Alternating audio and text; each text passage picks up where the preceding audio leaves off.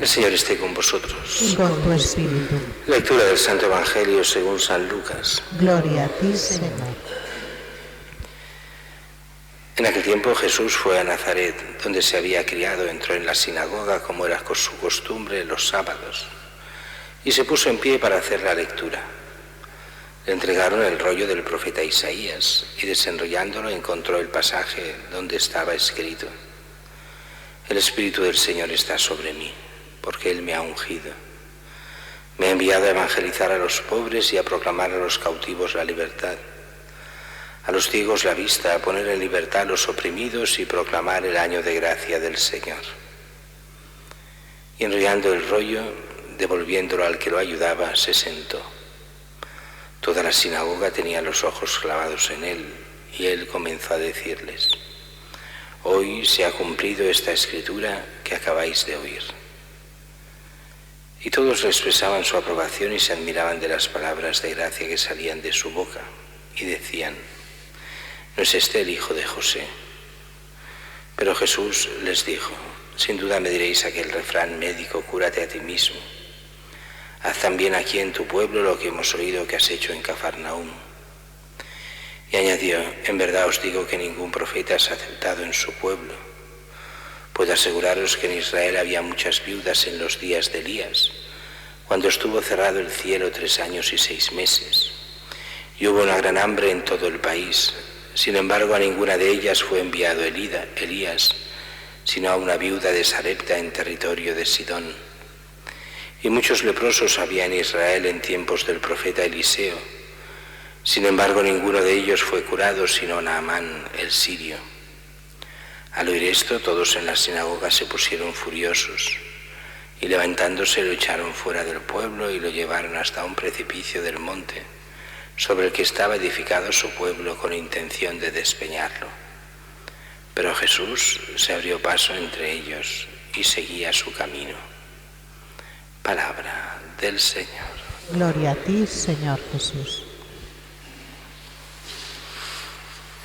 Dejamos hoy el Evangelio de Mateo y pasamos al Evangelio de Lucas, a la vida pública de Jesús, ya en este capítulo 4.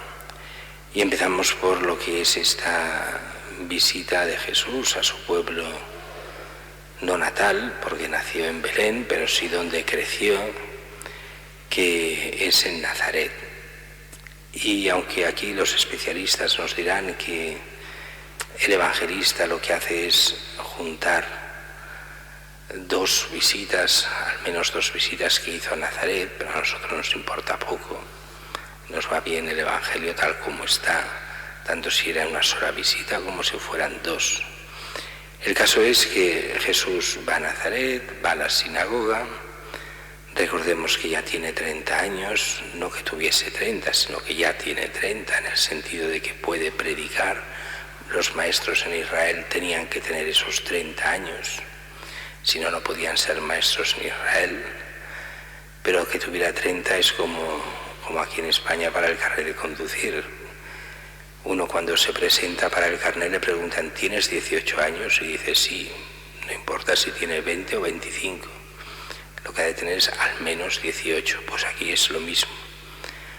30 años se levanta. Es curioso porque lo hacemos igual que en aquella época. Las lecturas se hacen levantados, en pie. Se levanta para leer la lectura y le dan el rollo de Isaías. Y en el libro de Isaías coge esta profecía sobre el Mesías. El Espíritu del Señor está sobre mí porque Él me ha ungido. Recordemos que poco antes de esto está la unción del Espíritu Santo que baja sobre Jesús en el Jordán, aunque Jesús es lleno del Espíritu Santo desde siempre como Hijo de Dios y en unión hipostática en la Santísima Trinidad, por lo cual, pero es el signo de la unión del Padre, del Hijo y del Espíritu Santo, porque Él me ha ungido, dice. Y Él me ha ungido, ungir es la palabra Cristo. Cristo es el ungido y el Mesías es lo mismo. Cristo en griego, Mesías en hebreo. El Mesías es el ungido, el Cristo.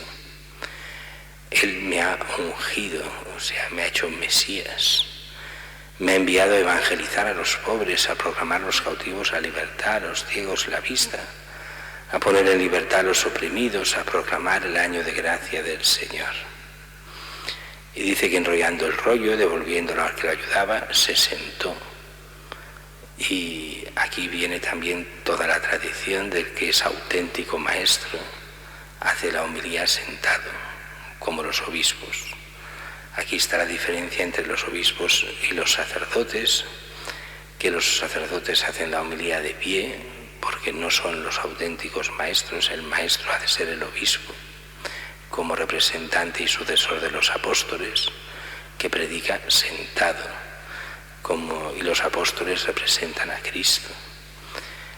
Y por eso lo representan de una forma especial, mucho más que los curas. Los curas somos colaboradores de los apóstoles, de los obispos, pero la potestad está en el obispo, así que el obispo predica sentado, como Cristo, los sacerdotes de pie. Y dice, nos da solo una frase de la homilía que hace, pero se supone que esto es el resumen, lo debería hacer más largo, pero en el fondo lo que dice es esto: hoy se ha cumplido esta escritura que acabáis de oír. Un poco como diciendo, hoy os encontráis aquí delante del Mesías, yo soy el Mesías. Primera y última vez que lo dirá, porque el pueblo lo entenderá mal, entenderá el Mesías político, el Mesías rey, y por eso ya no volverá a decirlo y ni querrá que se diga que es el Mesías, porque es un Mesías diferente que no viene a liberarnos de los romanos, del poder político, sino del pecado y de la muerte. Y aquí hay como una contradicción, y por eso muchos piensan que estos son dos textos diferentes unidos, de dos visitas diferentes a Nazaret. Hoy ya dice, todos le expresaban su aprobación, se admiraban de las palabras de gracia que salían de su boca. Pero enseguida viene la parte negativa. Y decían, ¿no es este el hijo de José? Como diciendo, si es el hijo de José, ¿de qué va? ¿De qué es el Mesías? No puede ser. Si este lo conocemos, dirán otros textos, los paralelos del Evangelio dirán, pero si es el hijo de María y no conocemos a ella y no conocemos a sus hermanas, o sea, a sus parientes, a sus primos, su familia.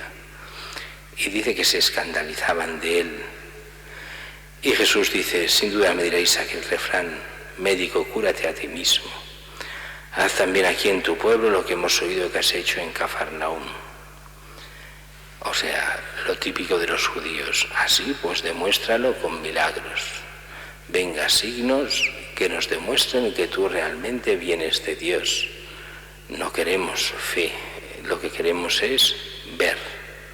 Queremos estar absolutamente seguros desde el convencimiento de obras extraordinarias que no nos dejen ninguna duda.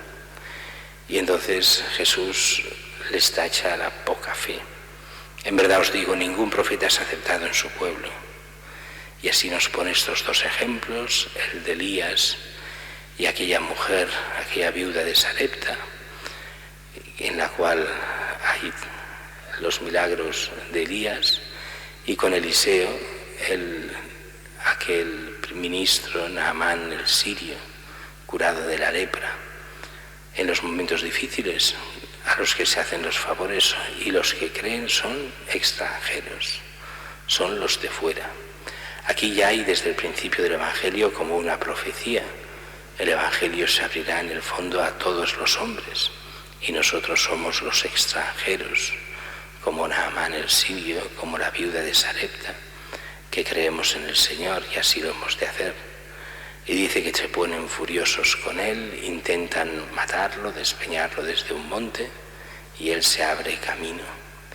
Y en el fondo es lo mismo que pasa en nuestra sociedad y en todas las sociedades. A Cristo solo se le quiere si hay milagros, si nos sirve para nuestra vida en nuestros intereses.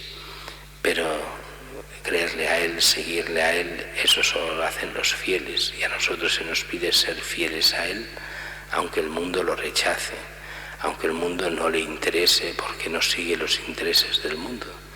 Pero nosotros no hemos de seguir al mundo, sino a Cristo, nuestro único Señor.